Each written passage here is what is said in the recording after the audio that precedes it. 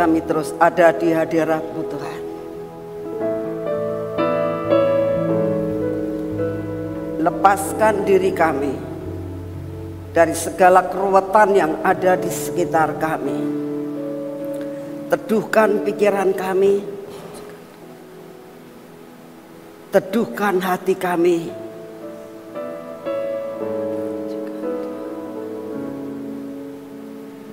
Sehingga pada malam hari ini ya Tuhan, kami boleh merasakan sungguh-sungguh hadirat-Mu. Sehingga kami datang ke tempat ini tidak sia-sia Tuhan. Kami mau menerima akan segala sesuatu yang Kau sediakan kami pada malam hari ini dengan utuh Tuhan. Kami tidak mau pulang dengan sia-sia. Engkau sudah menyediakan hati kami, Kau sediakan tempat ini. Engkau memberikan udara yang baik pada sore hari ini. Kami tahu Engkau yang mempunyai dan memegang kendali di dalam segala perkara. Terima kasih Tuhan. Dan biar kami di tempat ini benar-benar merasakan hadirat-Mu yang penuh dengan sukacita. Hadirat-Mu yang penuh dengan kebahagiaan. Dan hadirat-Mu yang kami terima pada malam ini terus ada di dalam hidup kami dan sepanjang tahun ini. Terima kasih untuk semuanya. Sampaikan isi hati-Mu pada malam ini Tuhan. Dan sediakan hati kami merupakan suatu wadah yang besar, yang diisi dan menerima setiap benih firman-Mu. Dalam nama Tuhan Yesus. Yang percaya katakan sama-sama. Amin. Beri kemuliaan buat Tuhan hari ini saudara. Ya, saya percaya tidak ada satupun di antara saudara yang tidak mau punya kebahagiaan. Betul nggak? Sebenarnya apa sih yang sebenarnya ada dalam hidup kita? Untuk apa kita hidup di dalam dunia kalau sengsara misalnya? Ya, tidak ada satupun yang mau. Udah lebih baik mati daripada sengsara, betul nggak? Hari ini ada satu berita yang luar biasa, bagaimana saudara ini bisa hidup selalu dalam kebahagiaan. Ya, siap menerima akan segala sesuatu yang Tuhan siapkan malam ini. Ya. Saudara, malam ini kalau saudara mau menerima dan mengalami kebahagiaan, yang pertama adalah harus ada di hadirat Tuhan. Ya. Di luar hadirat Tuhan kebahagiaannya cuma sebentar, saudara. Tetapi di hadirat Tuhan, dalam keadaan apapun juga, mungkin saudara di dalam kehidupan ini enggak selalu mulus. Ya. Tapi kalau ada di dalam hadirat Tuhan, apapun yang saudara dan saya alami, tetap kami mengalami kebahagiaan. Amin. Nah, hari ini kita akan belajar bagaimana rahasianya untuk kita bisa mengalami kebahagiaan sepanjang tahun 2025 ini. Hari ini kita belajar tentang on position. Ya. Apa sih itu on position itu? Ya. Kamu mau mengalami kebahagiaan kalau engkau ada dalam posisi yang tepat. Ya. On position itu tepat, pas. Saudara, kalau mau saudara ini pulang ke rumah ya, biasanya kalau dari rumah mau pergi otomatis minimal apa? Kamar dikunci. Ya. Lemari di mana ada barang-barang saudara yang merupakan suatu barang-barang yang istimewa. Saudara kunci enggak? Hah? Dikunci enggak?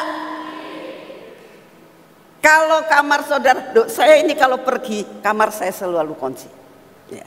Nah, di dalam kamar ada banyak hal, jadi saya kunci.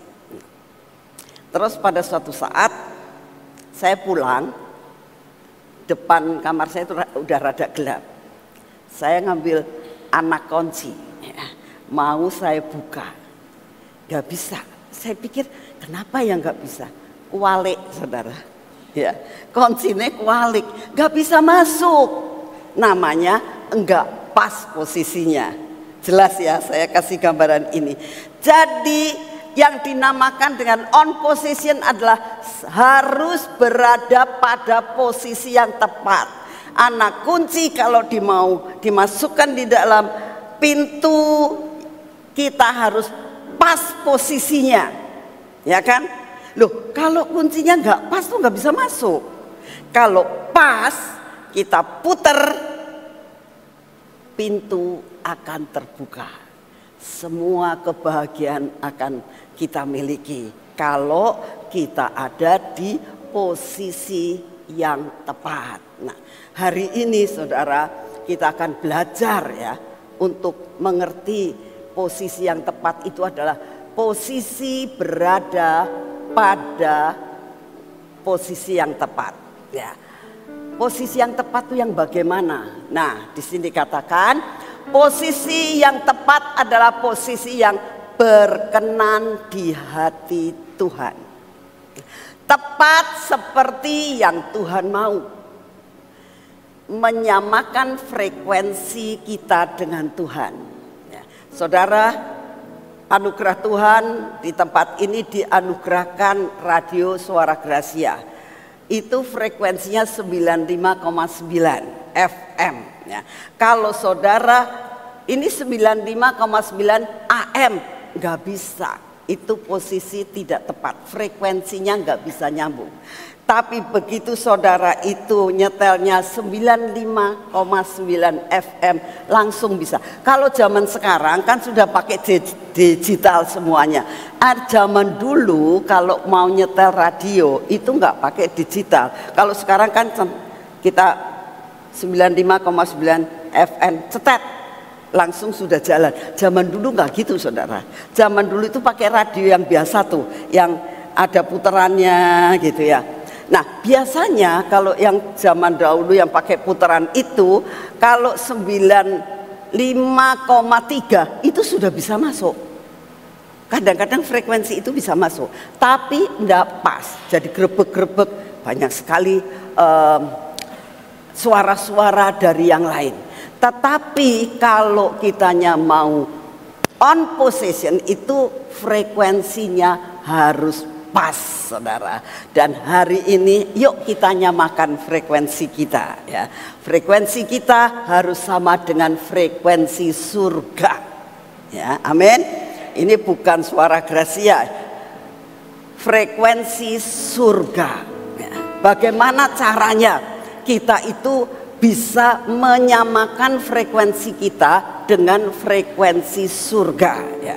Nah, saya ajak saudara mengingat ya, buat saudara yang hari ini saya lihat ada beberapa yang baru datang ya, saya dan juga kemungkinan ada yang baru juga mengingat akan khotbah pada awal tahun ini ya. Awal tahun tanggal 14 kemarin kita ada kebaktian istimewa. Nah, dalam kebaktian istimewa itu ada janji Tuhan. Saya mau mengingatkan kembali ya. Apa janji Tuhan? Yaitu di dalam Mazmur 65 ayat yang ke-11 ya. Di dalam Mazmur 65 ayat 11 ini janji Tuhan untuk sepanjang tahun 2025. Ayatnya mengatakan begini, engkau itu Tuhan ya. Bukan engkau kamu ya. Engkau itu Tuhan, Bapa Allah Yahweh ya. Yeshua HaMashiach. Ini engkau itu. Dikatakan engkau memahkotai tahun. Jadi tahun ini, tahun 2025 itu Allah Yahweh memahkotai dengan kebaikan. Yang percaya katakan ya. Saudara jangan rasakan, aku belum merasakan kebaikan Tuhan. Coba selidiki. Contoh saja akan kebaikan Tuhan. Setiap pagi ya, begitu saudara bisa bangun, itu suatu kebaikan Tuhan. Ya. Setiap saat saudara boleh menghirup udara yang baik, itu kebaikan Tuhan. Betul? Saat saudara begitu bangun sehat, itu kebaikan Tuhan. Begitu saudara pagi-pagi bisa sarapan, itu kebaikan Tuhan. Banyak orang gak akan sarapan. Nah, yang dinamakan dengan kebaikan Tuhan itu banyak sekali. Jangan memikirkan kalau dikasih harta miliatan itu baru Tuhan baik. Itu wis keblinger saudara. Coba hitung berkatmu satu-satu setiap hari.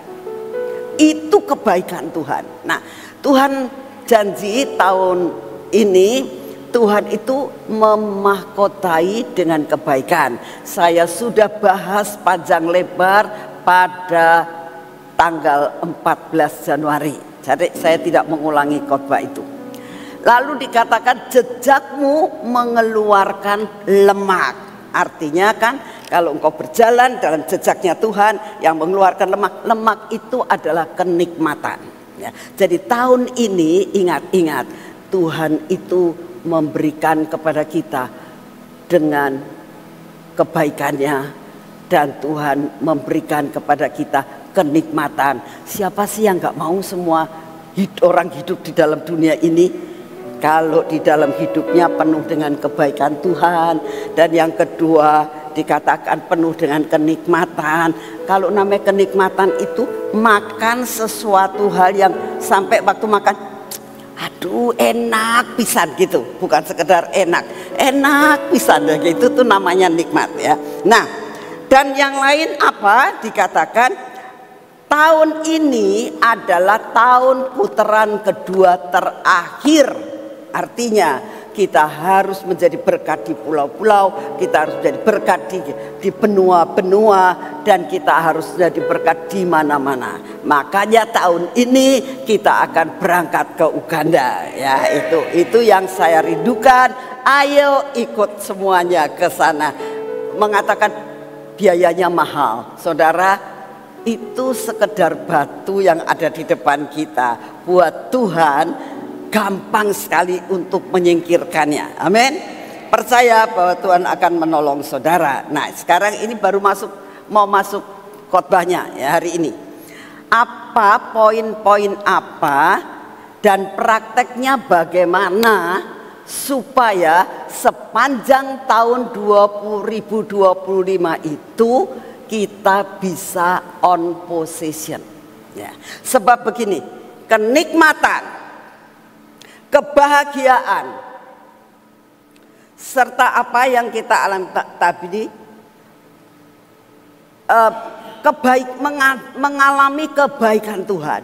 Ini kalian dapat nikmati kalau saudara ada di dalam posisi yang benar di hadapan Tuhan. Nah, sekarang yang kita belajar adalah bagaimana, apa yang dimaksudkan kita itu dalam posisi yang sesuai dengan apa yang Tuhan mau. Ya. Nah, yang pertama, kita harus berada di tempat yang tepat. Ya. Saudara harus berada di tempat yang tepat.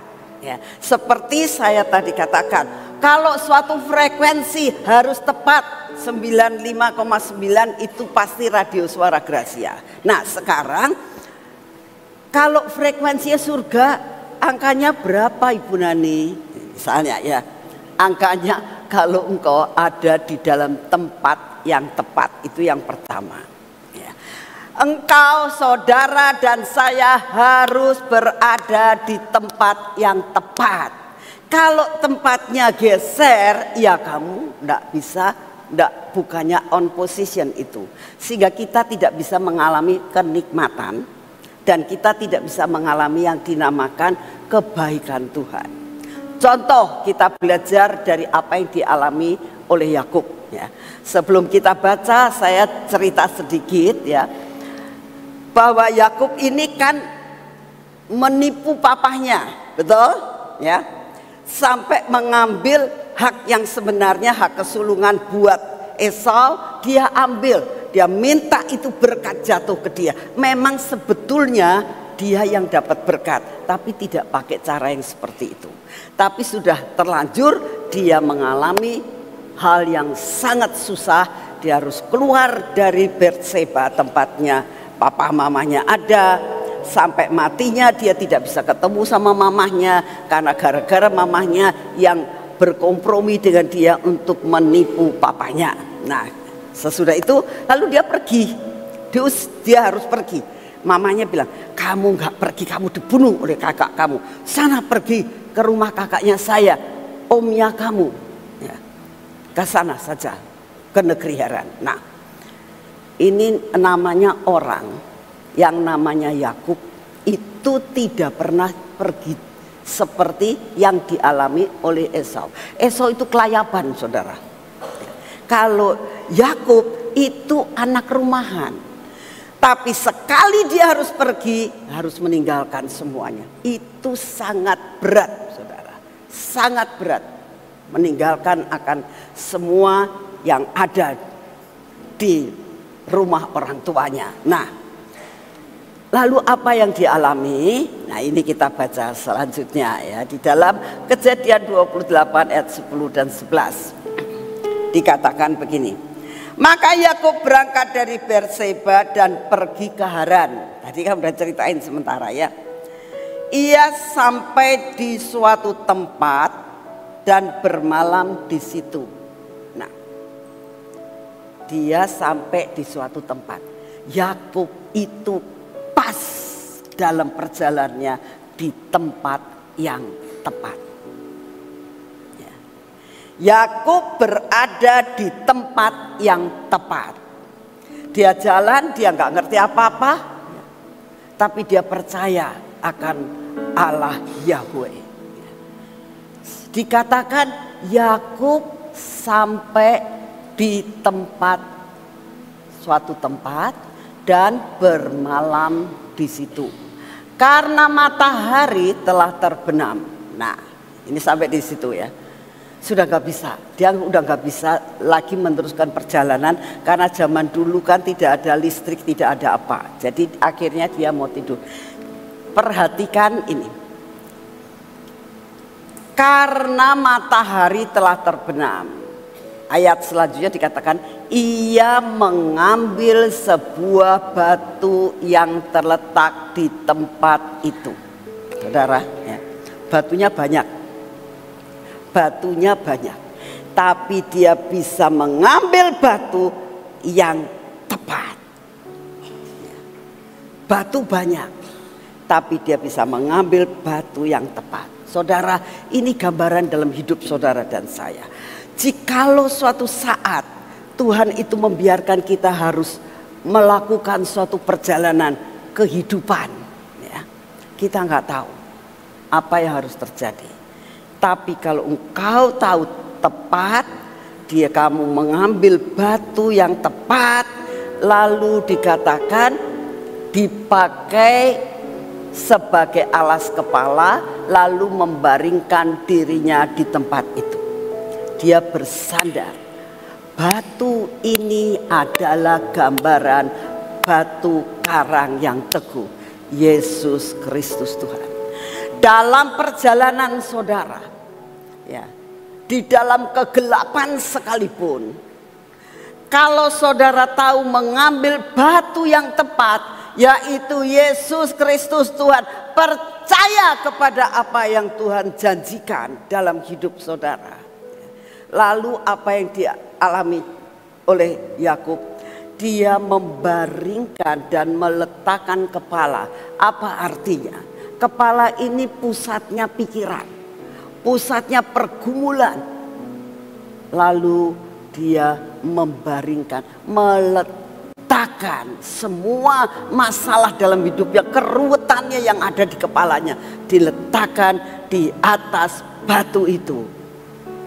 Lalu apa yang terjadi? Dalam ayat yang selanjutnya dikatakan, Lalu dikatakan selanjutnya ya ceritanya, maka bermimpilah ia, di bumi ada didirikan sebuah tangga yang ujungnya sampai ke langit, dan tampaklah malaikat-malaikat Allah turun naik di tangga itu. Artinya ada apa? Ada portal. Saat dia membaringkan bersama dengan Tuhan, ada terobosan, ada yang dinamakan open heaven. Dan dia melihat, dia ketemu dengan Tuhan, banyak perkara yang dia alami. Saudara, saya mau sampaikan, saudara, saat saya mendengar dan mempersiapkan ini, Tuhan mengingatkan saya akan kehidupan saya. Saya mau sampaikan, kalau pada saat itu saya tidak mau menurut Tuhan untuk berada dan tinggal di kota ini, kota Cirebon yang sekarang Tuhan katakan kota Sion, saya nggak tahu nasib saya kayak apa. Saya nggak tahu, mungkin saya juga nggak bisa berdiri di tempat ini. Mungkin saya hidup akan lebih sengsara. Mungkin saya tidak tahu apa yang akan saya alami sampai saya mati. Kemungkinan destiny saya nggak nyampe, saudara. Dan kalau saya sekarang ini ada di tempat ini, berdiri di hadapan saudara, saya itu bersyukur sekali. Tuhan, saat itu aku ada di tempat yang tepat, sehingga saya mengalami perkara-perkara yang dinamakan open heaven, sehingga saya mengalami apa yang dinamakan dengan kebahagiaan, sehingga saya mengalami apa arti kenikmatan, apa arti kebaikan Tuhan. Sekarang saya katakan, saya mengalami bahkan berlimpah-limpah dalam hidup saya ini. Karena apa? Berada di tempat yang tepat. Saudara, pada saat itu saya masih di Bandung. Saya tidak tahu kota Sion, kota Cirebon ini saya nggak tahu. Tapi yang saya tahu, kota ini adalah kota yang panas. Ya. Kota ini saya tidak punya teman. Ya. Kota ini asing buat saya. Ya. Tapi jelas saat itu Tuhan katakan, nak, kamu harus pindah ke Cirebon, ikut calon suamimu. Saya nggak bisa terima, saudara. Ya. Dan waktu itu runding saya sama calon suami saya pada saat itu, saya bilang, bagaimana kalau di Bandung saja? Udaranya enak, saya punya banyak teman, saya di Bandung sudah pelayanan. Berpikir ya, saya pikir siapa tahu saya bisa buka notaris di situ. Ya. Lalu suami saya mau begini, nih ya, kita itu kalau hidup harus pakai perhitungan, kata dia. Sekarang kalau saya di Bandung, saya mau kerja apa? Dan sementara ini kita hidup berumah tangga, mau tinggal di mana? Dipikirkan orang tuh, kata dia. Kalau saya di Cirebon, ya, sekarang saya lagi renovasi rumah buat kita. Bentar lagi jadi. Walaupun rumahnya kecil nggak apa-apa. Yang penting saya bisa membiayai hidup kamu. Nah, gitu. Kamu jadi notaris kan belum. Terus kalau misalnya saya sudah kerja, jadi kan setiap bulan bisa makan. Kalau tidak, kita makan dari mana? Kamu harus mikir begitu. Saya diem. Tapi hati saya masih nggak terima. Aduh, ngapain di sini? Ini gimana? Semua gelap. Itu tidak beda dengan Yakub.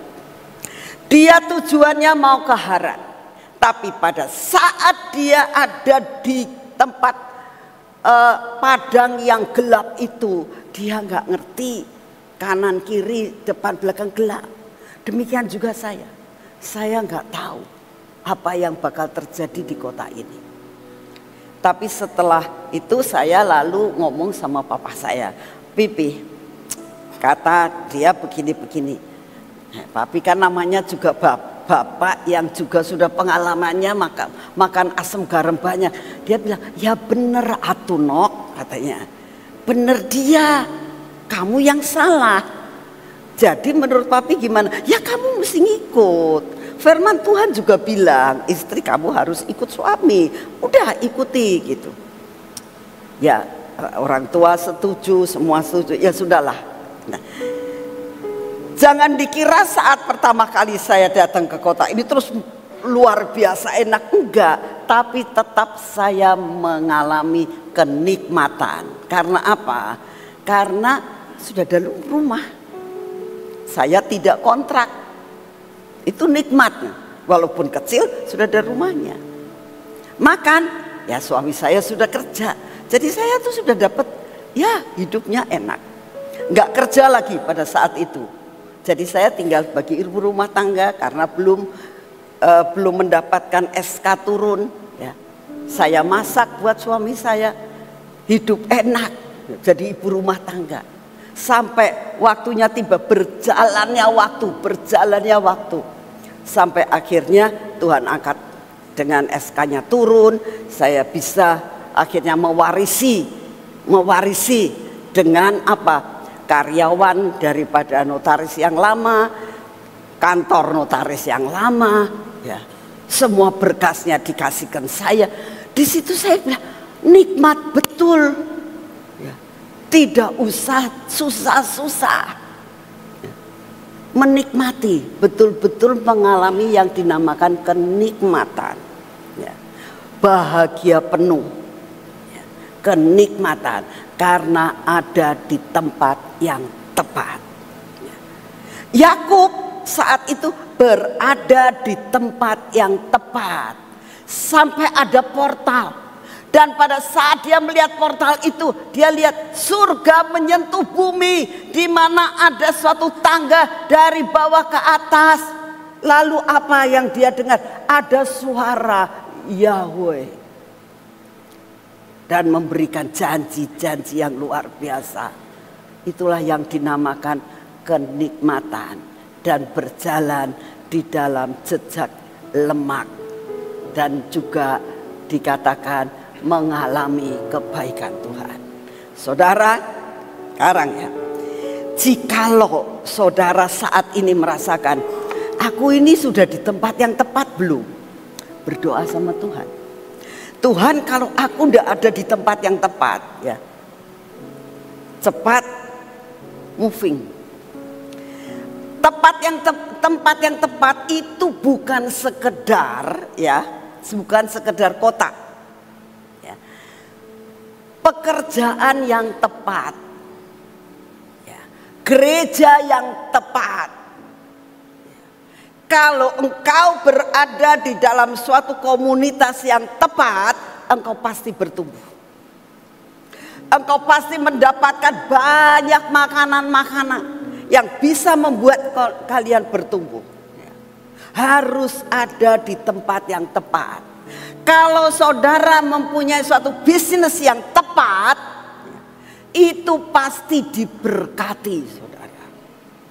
Tidak mengalami rugi terus, ya. Nah, kadang-kadang untuk sementara Tuhan itu, misalnya kamu tahu persis, saya itu kok dapat dari Tuhan, saya harus bisnis ini. Tapi bukan berarti begitu kita dapat bisnis ini terus kita booming, belum tentu. Dalam mengalami bisnis ini banyak hal yang kita akan alami. Banyak hal kita akan alami. Mungkin jatuh bangun, mungkin rugi, ya. Gak apa-apa. Tapi kita tahu persis aku ada di tempat yang tepat. Ujungnya pasti mengalami kenikmatan dan kebaikan Tuhan. Ya. Ini yang saya mau sampaikan kepada saudara. Untuk mencapai sesuatu yang Tuhan rindukan dalam hidup saudara dan saya, untuk mencapai yang dinamakan kebahagiaan, yang dinamakan kenikmatan, yang dinamakan kita itu ada dalam kebaikan Tuhan, harus ada di tempat yang tepat. Jelas? Ya, itu hal yang pertama. Lalu hal yang kedua dikatakan harus ada pada waktu yang tepat. Ya, bukan sekedar tempatnya tepat, tapi waktunya yang tepat. Apa yang dimaksudkan dengan waktu yang tepat? Saudara, kalau namanya waktu yang tepat itu kita harus hati-hati. Jangan terlambat, jangan terlalu cepat. Jadi harus berjaga-jaga dan waspada. Kalau saudara saat ini dikatakan nanti banyak sekali hal yang terjadi, ada kemungkinan megatrust, mungkin ada banjir. Ya saudara harus tahu, wah bakalnya kemungkinan juga ada hujan. Ya itu genteng-genteng dilihat, solokan-solokan, ya harus begitu. Ya. Namanya waspada dan berjaga-jaga. Karena begitu waktunya datang, kita semua sudah oke, nggak masalah. Nah, apa yang dimaksudkan dengan waktu yang tepat? Saudara, kalau kita lihat pertandingan itu ada yang ditayangkan di sini, ini suatu pertandingan ya. Pertandingan begitu kita harus siap, waspada, begitu bendera atau ada suara yang dikatakan siap jalan, itu harus lari, nggak bisa kita nengok ke kanan ke kiri, nanti ketinggalan. Ya. Harus dilakukan dalam ketepatan. Saudara, ini banyak hal kita lakukan dalam bisnis juga. Kalau kita tidak dalam waktu yang tepat, nunggu terlambat, ya nggak dapat, lewat. Ya. Suatu tawaran, suatu apapun, pekerjaan apapun, kalau sudah ada di dalam waktu yang tepat, jalani. Jangan terlalu terlambat.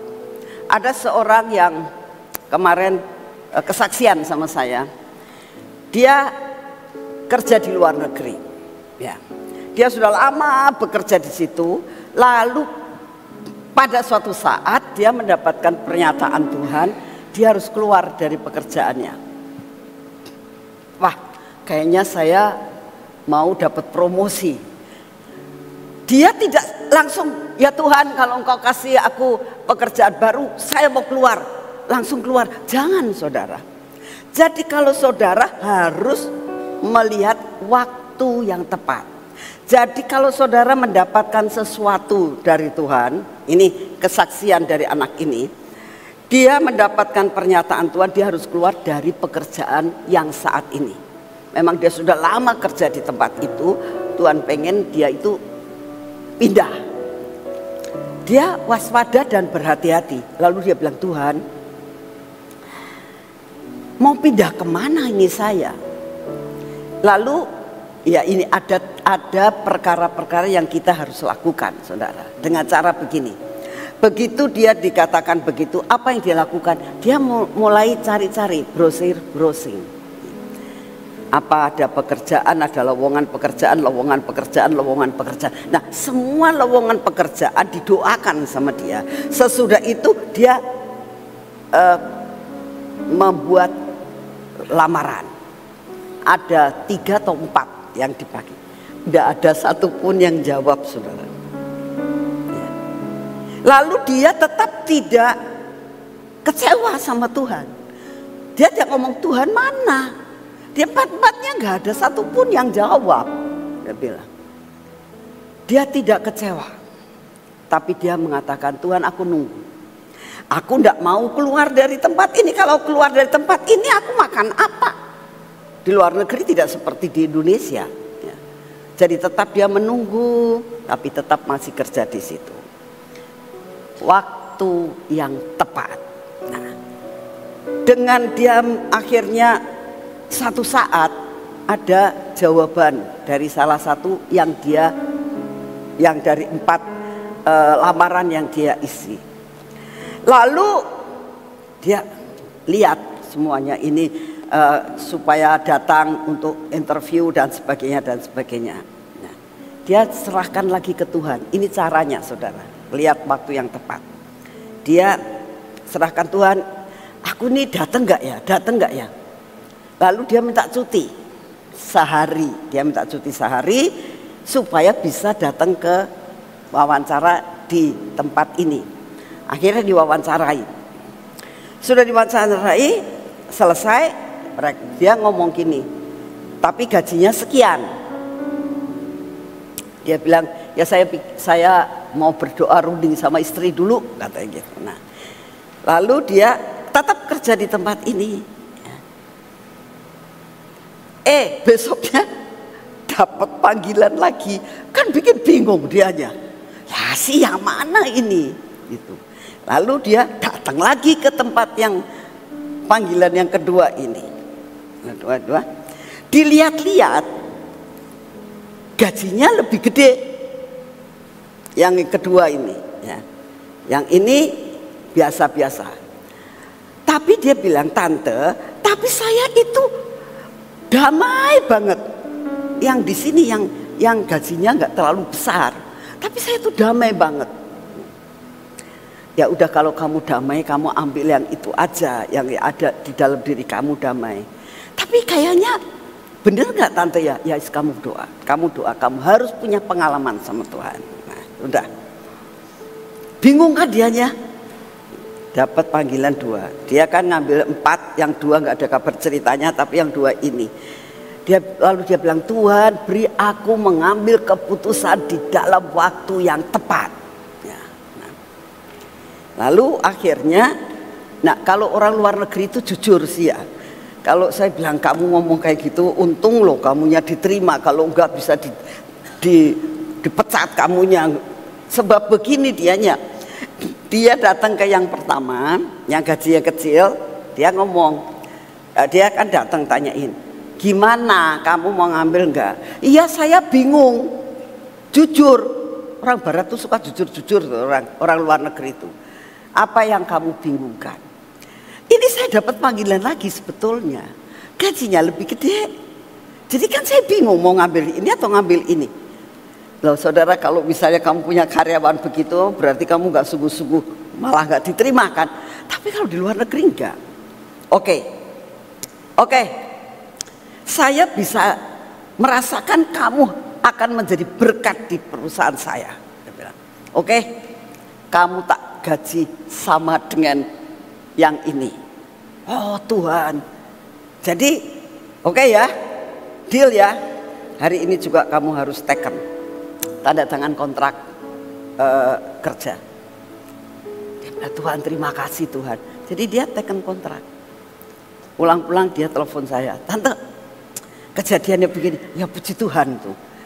Untung kamu lain kali tuh jangan kayak gitu. Saya bilang, ya gimana? Gak ngomong terus terang katanya gitu. Saya bimbang dan saya bilang, Tuhan aku persembahkan semua kepadamu.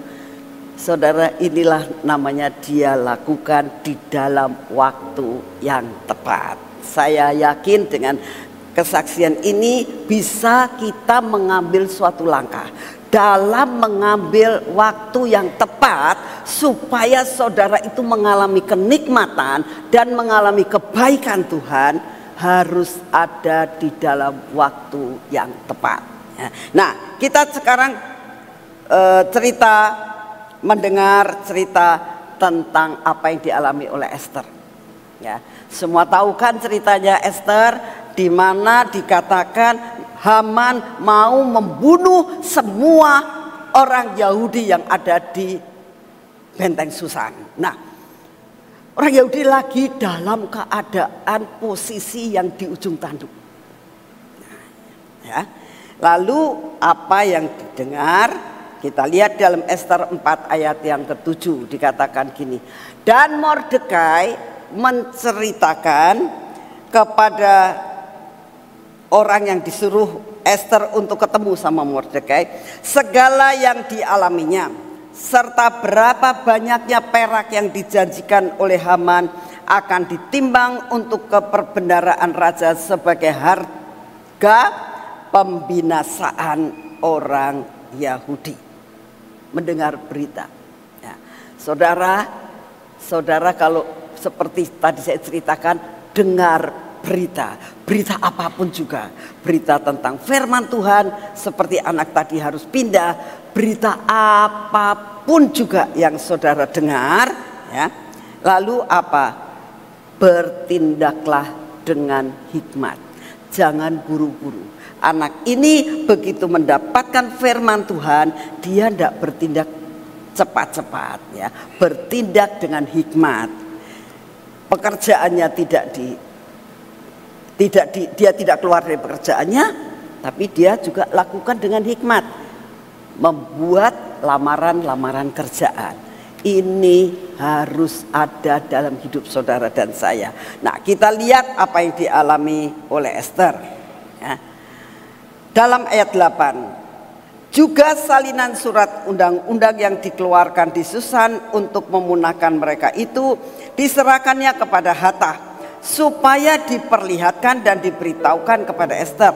Lagi pula Hathach disuruh menyampaikan pesan kepada Ester supaya pergi menghadap raja untuk memohon karunia-Nya dan untuk membela bangsanya di hadapan baginda. Ini pakai hikmat, saudara. Jadi mumpung kamu itu jadi ratu, kamu harus datang kepada raja. Ester bilang, gak gampang untuk seperti ini, gak gampang. Orang yang menghadap raja kalau tidak dipanggil hukumannya mati, sudah gak ada jalan keluar. Tapi lihat, dengan apa yang dikatakan oleh Mordekai jadi pikiran dia. Nah, bertindak dengan hikmat. Lalu apa yang dikatakan oleh Ester ayat yang ke-16, yaitu unity, sehati, mempersiapkan diri dengan doa puasa, ya. Saudara bisa unity bersama-sama dengan suami, dengan istri, dengan anak, unity, doa. Aduh, ini ngalami masalah seperti ini, apa yang harus dilakukan? Aku disuruh ngadep raja, bingung akunya, ya.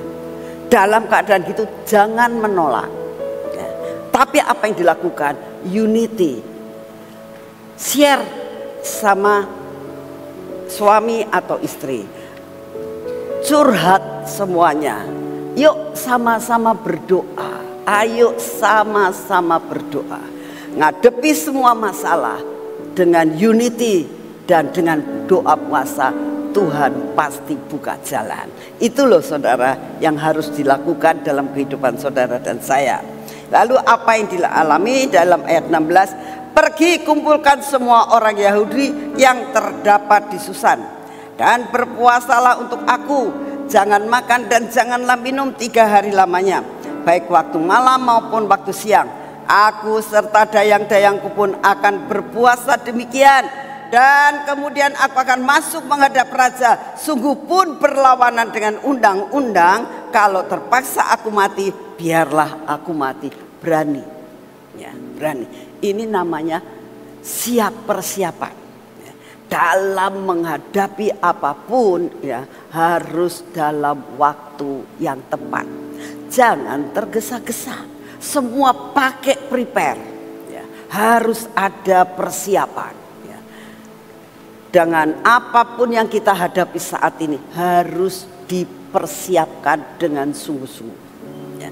Dengan persiapan yang matang kita menghadapi sesuatu, pasti kita mengalami kemenangan. Amin. Dengan apa? Dengan unity dan dengan doa puasa. Saudara, dalam ada proyek pergi ke Uganda, pergi ke bangsa-bangsa, pergi ke pulau-pulau, ini pun harus ada apa yang dinamakan mempersiapkan diri. Kalau perlu puasa Tuhan, aku rasanya tidak terjangkau, tapi aku percaya Tuhan, aku ingin untuk menjadi berkat di sana. Nah, doa, puasa, sungguh-sungguh, pasti Tuhan buka jalan. Amin. Nah, itu yang ada. Setelah mereka persiapan, apa yang terjadi? Bertindak dengan iman yang bulat, ya. Ester 5 ayat yang pertama. Pada hari yang ketiga, Ester mengenakan pakaian ratu. Jadi nggak sembarangan, saudara. Untuk menghadap raja nggak sembarangan, ya. Benar-benar ada persiapan. Cuman sayanya sedih sekali kalau saudara di tempat ini sudah benar-benar mau ibadah, tapi kalau ada khotbah saudara main HP, ya, melihat-lihat, baca-baca dan sebagainya. Sedih sayanya saudara. Karena apa? Tidak menghargai akan ibadahmu di hadapan Tuhan. Ya.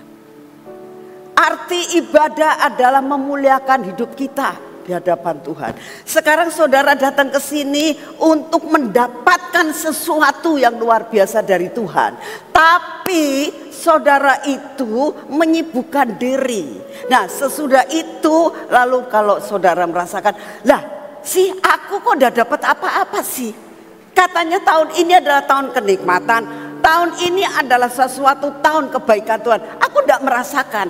Koreksi diri kalau saudara mengalami akan hal itu. Apakah dalam ibadah saudara sungguh-sungguh percaya dan dengan bulat iman percaya apa yang disampaikan itu menjadi bagian saya. Pasti dapat. Saudara, saya mau memberitahukan ya. Apa yang diberitahukan oleh Tuhan untuk tahun ini itu bulan 1 kan. Saya mau kesaksian, saya sudah ngalami. Saya ngalami yang namanya kenikmatan. Saya mengalami apa artinya yang dinamakan berjalan di dalam lemaknya Tuhan. Saya ngalami kok. Sungguh. Seperti yang disampaikan, yang dikatakan firman Tuhan.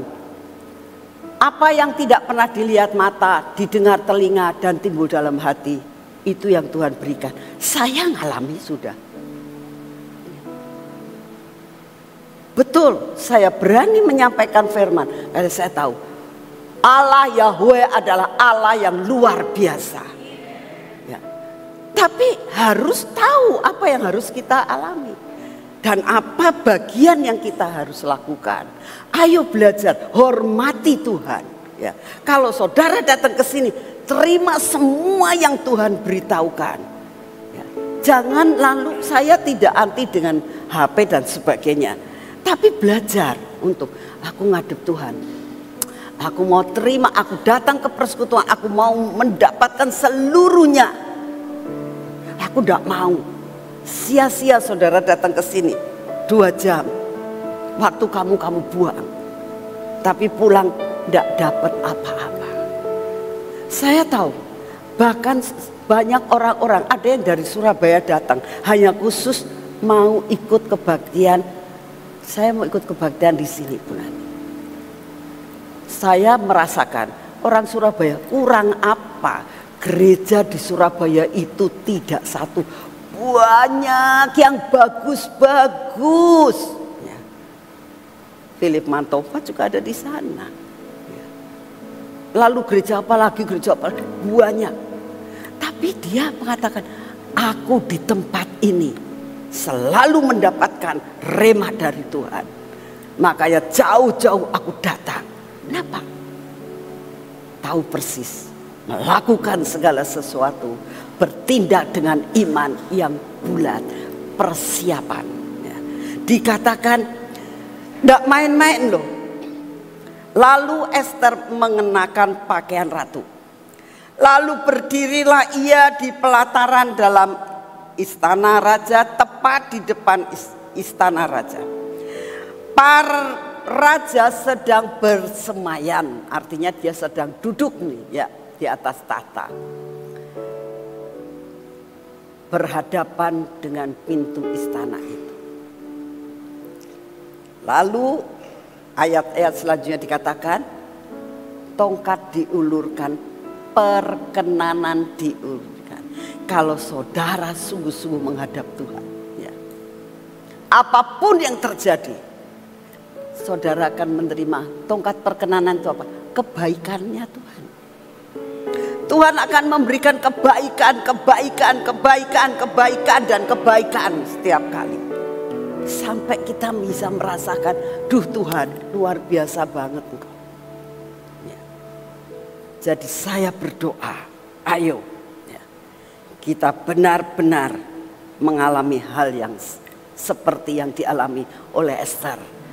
Kesukaan, kebahagiaan dialami oleh Ester dan seluruh bangsanya. Yang ketiga, ya, poin yang ketiga adalah harus ada pada musim yang tepat. Apa sih yang dinamakan musim yang tepat? Ini mengacu pada periode tertentu. Ya, musim yang tepat itu periode yang tentu. Contoh ya. Saudara kalau saat ini sedang pergi ke mall-mall, bukan ke mall, ke supermarket. Ya. Saudara lihat, saya kemarin waktu pergi ke Junction, saya bilang ini belum lebaran, tapi makanan-makanan lebaran sudah dijual. Nah, ini dia lihat musim, ya. Ini bakal musim lebaran. Jadi mereka sudah siap. Inilah namanya musim yang tepat. Ya. Orang dagang harus begitu. Kelihatannya apa yang saat ini sedang booming, apa yang harus dilakukan. Saudara, pada waktu ada COVID, lalu ada orang mengatakan saya mau jual masker. Lalu dia memproduksi masker banyak sekali, saudara. Waduh, sampai kekurangan. Sini minta, sini minta, sini minta. Dapat untung banyak sekali. Tapi kalau zaman sekarang, saya kemarin lewat jalan Pulasaren. Saya mau kemana gitu lewat Pulasaren. Di dekat situ ada orang jualan masker. Gak laku, sungguh, wis tidak zamannya, ya, tidak musimnya lagi, ya, ketinggalan. Nah, kita sebagai seorang pengusaha yang orang bisnis yang apa harus seperti itu, musimnya apa. Nah, di sekolah juga harus tahu musim apa saat ini. Jadi benar-benar kita harus tahu musim yang tepat. Kita belajar dari Ruth dan Naomi. Kita tahu bahwa mereka itu meninggalkan Bethlehem, dia pergi ke Moab dan dia pulang dalam waktu musim yang tepat. Ya, dikatakan demikian dalam Rut 1 ayat 22. Demikianlah Naomi pulang bersama dengan Rut, perempuan Moab itu, menantunya yang turut pulang dari daerah Moab. Dan sampailah mereka ke Bethlehem pada permulaan musim menuai jelai. Tepat, saudara, tepat. Sebab begini, mereka sudah nggak punya apa-apa. Kalau mereka datang tidak pada musim penuai jelai, jadi baru menanam. Ya. Kalau mereka pulang ke negeri Bethlehem, ke kota Bethlehem, lalu mereka pada waktu musim menanam jelai, menanam gandum, mereka mau makan dari mana? Mereka datang tepat pada musim yang tepat. Sehingga kalau saudara lihat apa yang terjadi, mereka sudah sampai di sana. Ya. Lalu saudara lihat apa yang dialami oleh Rut. Dikatakan begini, ayat yang kedua. Maka Rut perempuan Moab itu berkata kepada Naomi, biarkanlah aku pergi ke ladang memungut bulir-bulir jelai di belakang orang yang murah hati kepadaku. Dan saud Naomi kepadanya, pergilah anakku. Kalau tidak ada musim itu, apa yang dipungut? Saudara, ya. Ayat selanjutnya dikatakan begini. Pergilah ia lalu sampai di ladang dan memungut jelai di belakang penyabit-penyabit. Kebetulan ia berada di tanah milik Boas yang berasal dari kaum Elimelek. Menurut saya itu bukan kebetulan. Ya. Tuhan itulah jalan kehidupan. Ya. Ya. Jadi sudah ada yang ditentukan oleh Tuhan dalam perjalanan hidup saudara dan saya. Asal kita berada di tempat yang tepat, dalam waktu yang tepat, dalam musim yang tepat, Tuhan akan membawa kita masuk di dalam kemenangan. Sungguh. Ya. Jadi dikatakan kebetulan, sebetulnya tidak kebetulan. Tapi itu benar-benar aturan Tuhan dan rencana Tuhan. Sampai itu jalan loncat menuju menjadi istri seorang konglomerat. Bisa saja buat Tuhan tidak ada yang mustahil. Ya. Untuk melakukan saudara dalam perjalanan hidup ini. Kalau saudara ada di dalam musim yang tepat, saudara akan mengalami yang dinamakan kenikmatan dan kebaikan Tuhan. Amin. Nah, sekarang kita akan kembali kepada apa yang kita akan dapatkan kalau saudara dan saya ada di dalam ketiga perkara ini. Tempat yang tepat, waktu yang tepat, musim yang tepat. Ini yang namanya on position.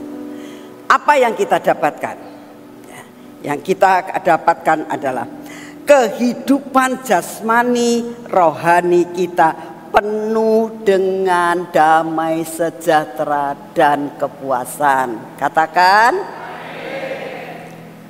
kehidupan jasmani rohani kita akan penuh dengan damai sejahtera dan kepuasan. Katakan, Mazmur 1 ayat 3 ini jaminannya.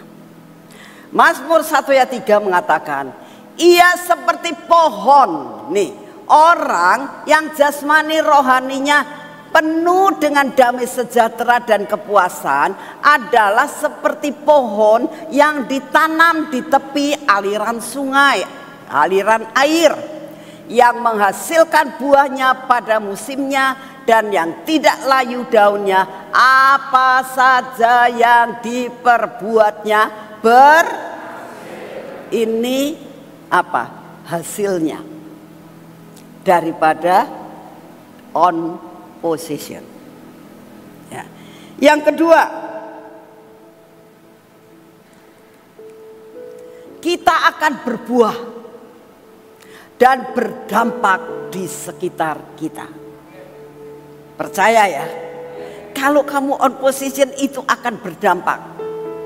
Yohanes 15 ayat 8. Dalam hal inilah Bapakku dipermuliakan, yaitu jika kamu berbuah banyak, dan dengan demikian kamu adalah murid-muridku. Amin.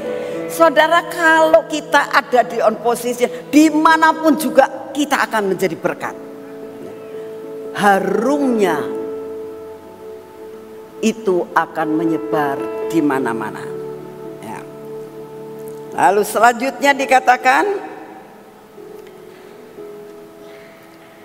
kita akan menikmati penggenapan seluruh janji Tuhan. Ya. Ayat 65, Mazmur 65 ayat 11 itu dikatakan, Tuhan akan memahkotai kita dengan tahunnya itu dengan kebaikan dan jejaknya akan mengulang. Ini akan menjadi milik saudara. Siapa yang mau coba angkat tangan? Ya, ayo kita kejar ini. Kita kejar ini. Lalu yang terakhir, hal-hal apa sih yang membuat kita nggak bisa on position? Ya. Kenapa kita nggak bisa on position? Kenapa kita tidak mau mengejar akan hal itu? Saudara tahu, karena kecewa sama Tuhan.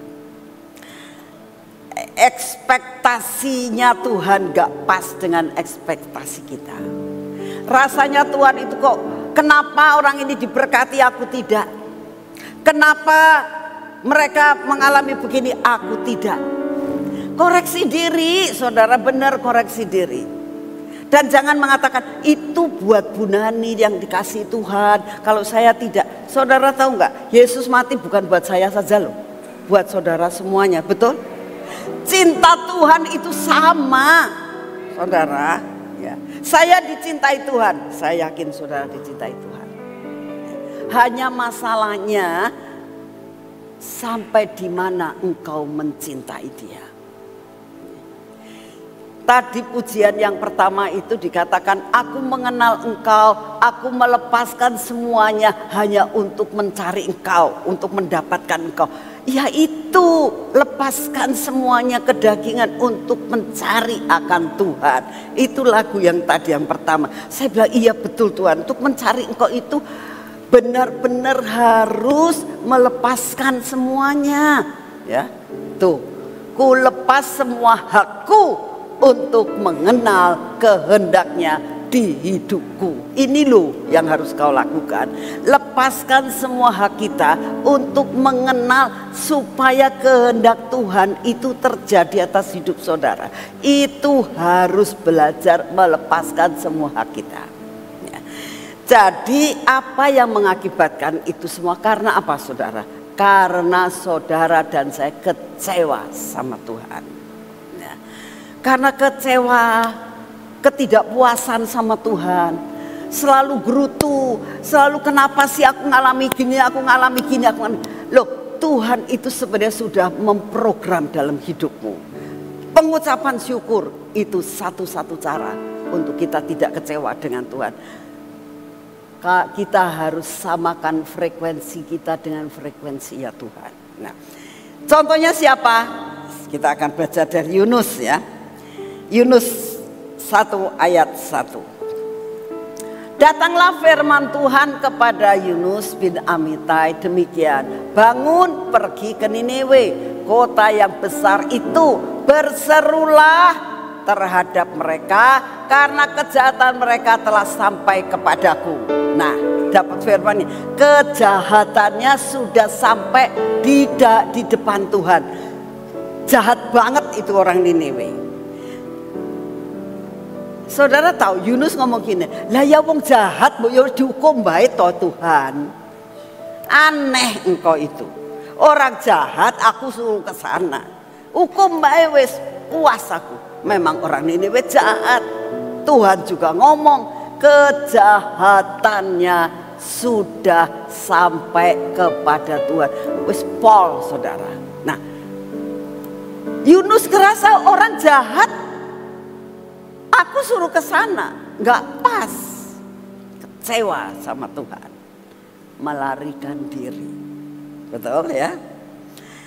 Tetapi Yunus bersiap untuk melarikan diri ke Tarsis, jauh dari hadapan Tuhan, lari, nggak mau. Kenapa? Kecewa. Saudara, saya mendorong saudara, jangan kecewa sama Tuhan. Jangan marah sama Tuhan. Saya mau sampaikan, kamu marah sama Tuhan sama dengan kepala kamu pukulkan ke tembok. Bukan temboknya sing hancur, kepalamu yang hancur. Ya, itu gambarannya. Jangan lawan Tuhan. Seperti kamu lihat ini dapat dikata, kalau nggak percaya nanti habis persekutuan kamu nyoba ya. Ini di sini ada pilar yang kuat seperti ini. Karena saya pikir Pak Yusuf tuh bikinnya super kuat. Lalu saudara coba adu kepala kamu sama pilar ini. Menang mana? Menang pilar apa? Menang kita? Ya menang pilarnya. Betul. Saudara, jangan sekali-kali ngelawan Tuhan. Tuhan itu yang memiliki hidup saudara.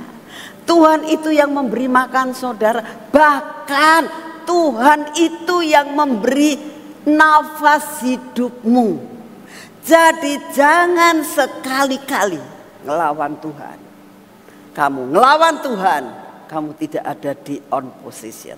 Dengan kamu tidak ada di on position, apa yang terjadi? Semua rencana Tuhan gagal atas hidupmu. Hidupmu sengsara, sengsara, sengsara, sengsara, dan sengsara. Saya berdoa, yuk kita nyanyikan pujian tadi. Aku melepaskan, yuk saya minta semua pemimpin pujian, pemain musik. Aku mau melepaskan hakku untuk mengenal Engkau Tuhan. kita bangkit berdiri, nyanyikan dengan segenap hati, dan benar-benar katakan, aku mau mengikut Engkau, itulah kesukaan hati kita.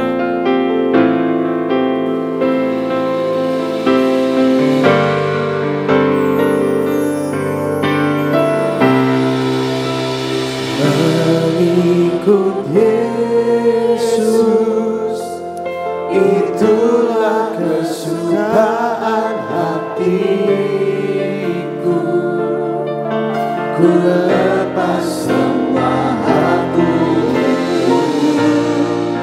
mengenal kehendaknya di hidupku. Mengiring Yesus, itulah kekuatan hidupku. Ku yakin anugerahnya mampu jadikanku hamba yang berkenan selalu.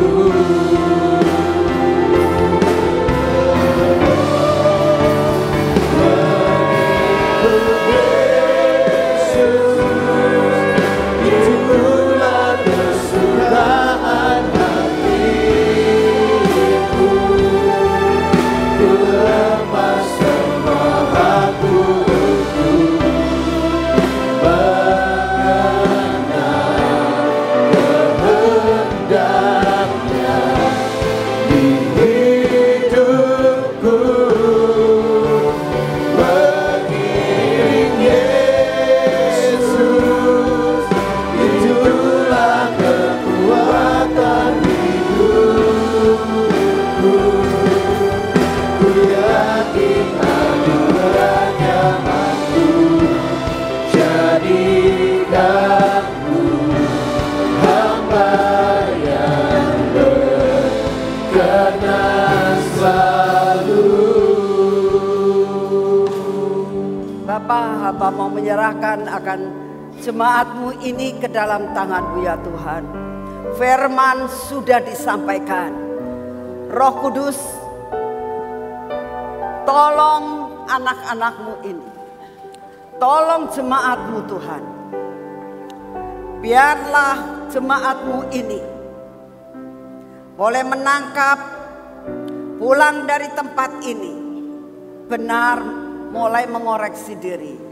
Apakah aku sudah ada di tempat yang tepat?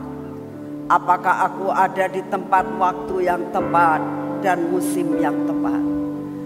Biar kami semua mengalami Tuhan kenikmatan.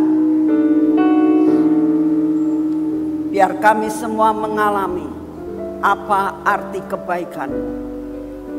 Tahun ini Tuhan, biar kami mengalami kemenangan demi kemenangan. Terima kasih Tuhan, Kau meteraikan firman-Mu di dalam nama Tuhan Yesus Kristus. Amin. Bapak, terima kasih untuk semua yang Kau kerjakan untuk tempat ini Tuhan. Terima kasih kalau anak-anak LG boleh melayani Engkau di lapangan Bima. Terima kasih untuk apa yang sedang Kau kerjakan buat sekolah. Terima kasih untuk ibadah pada saat ini. Terima kasih untuk semua dan semuanya ini. Terima kasih Tuhan, karena Engkau sungguh amat sangat baik atas hidup kami. Mari saudara bangkit berdiri, kita akan masuk dalam perjamuan kudus, karena hari ini kita akan dimeteraikan dengan tubuh dan darah Tuhan Yesus. Buat saudara-saudara yang belum mendapatkan, mungkin bisa menghubungi para asyir, bisa menolong sampai kita semua boleh menikmati perjamuan kudus bersama-sama. Mungkin saudara yang belum dapat bisa angkat tangan.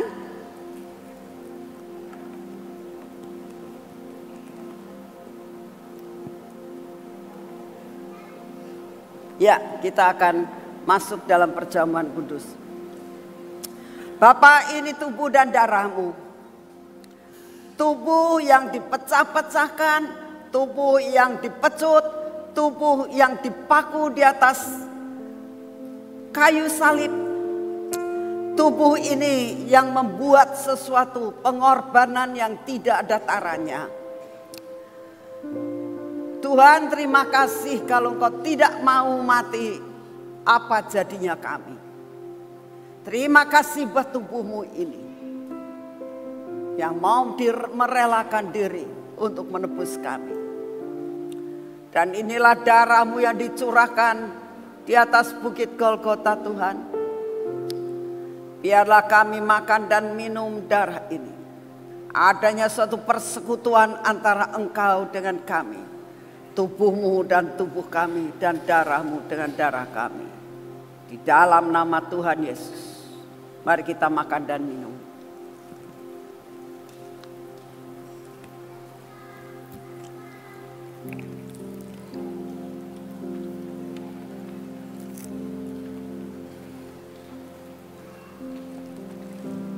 Terima kasih Tuhan. Dengan tubuh dan darah-Mu yang membuat kami boleh bebas. Dengan tubuh dan darah-Mu kami boleh memanggil Engkau sebagai Allah Yahweh. Dengan tubuh dan darah-Mu Engkau menyediakan tempat yang kekal di dalam kerajaan-Mu. Terima kasih untuk kasih setia-Mu. Dan ini waktunya kami mau memberikan yang terbaik untuk-Mu Tuhan.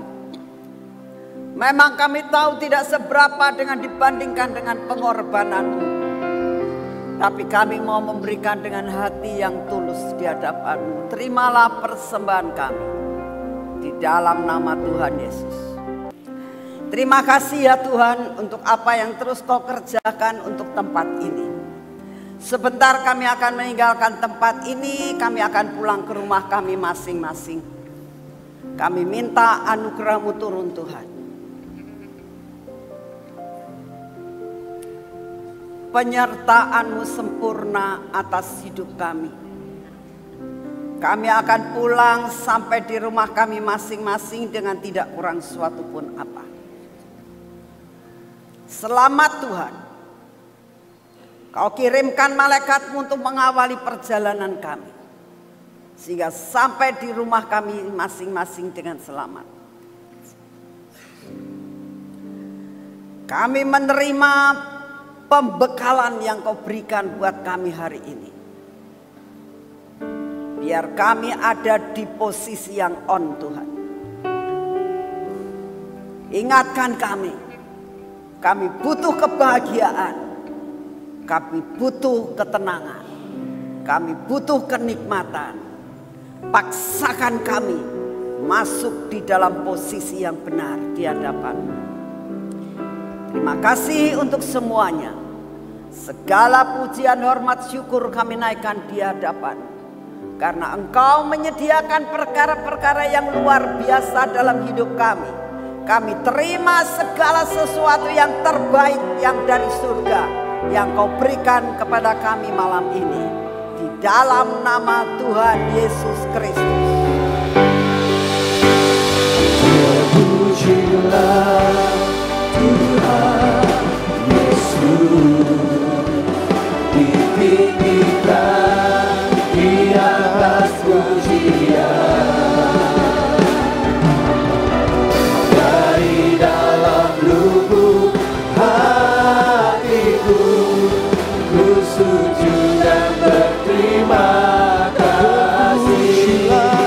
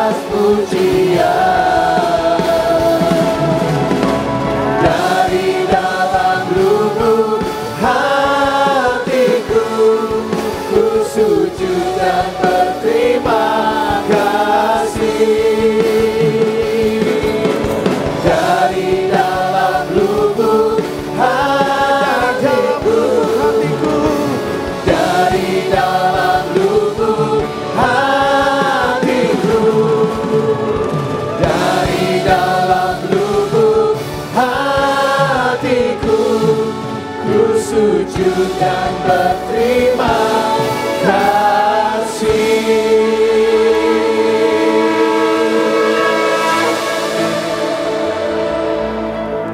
Selamat malam, Tuhan memberkati saudara semuanya.